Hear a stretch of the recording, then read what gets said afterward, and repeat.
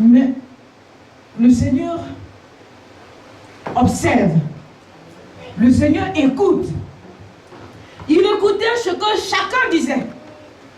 Ce que chaque participant disait à son homme intègre. Le Seigneur te châtie, mais quand tu demeures dans l'intégrité, quand tu demeures dans l'obéissance, quand tu marches avec lui, le Seigneur veille sur toi. Amen. Et il se retourne contre tes persécuteurs. Alléluia.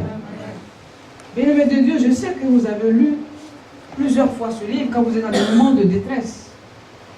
Mais ce que le Seigneur voudrait que nous partagions aujourd'hui, c'est la victoire. Amen.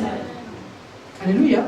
C'est-à-dire que de la persécution, tu arrives à la victoire, non pas parce que tu es croyant, non pas parce que tu demeures, mais parce que Dieu t'aime. Mais parce que Dieu se souvient de toi, de ton humilité, de ton humilité, voilà, ton humilité, ta foi.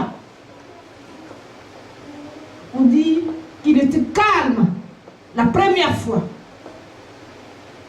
La deuxième fois, il s'est levé, il s'est prosterné. Il n'a point péché.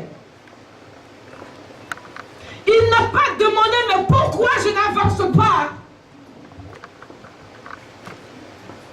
Mais pourquoi depuis que je prie Dieu, je ne suis pas dans la prospérité? Mais pourquoi depuis que je viens, Dieu ne m'a pas encore donné du travail? Mais pourquoi depuis je ne suis pas marié? Ça on appelle juger l'Éternel. Maudit Dieu qu'il est incapable. On demande des comptes à Dieu. Mais qui est l'homme pour demander des comptes à Dieu? Non. Job, il a glorifié Dieu. Il a dit, c'est lui qui m'a donné. C'est lui qui m'a créé. Il fait de moi ce qu'il veut. Il me donne ce dont j'ai besoin. Et il m'arrache ce dont je n'ai plus besoin. Il fait comme il veut. Il est souverain. Et nous allons au chapitre 40, bien-aimés de Dieu. Parce que je sais que vous avez lu Job. Et donc on rentre dans les détails des amis. On n'est pas dans ces histoires-là. Ce que les amis ont dit, ce n'est pas notre affaire. Mais c'est ce que Dieu a fait dans la vie des gens qui nous intéressent ce matin. Alléluia. Nous allons aller dans le chapitre 42.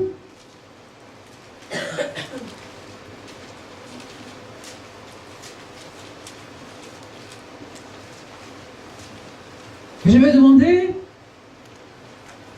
celui que Dieu a saisi,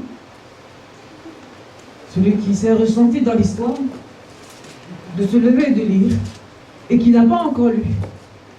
C'est très important de lire.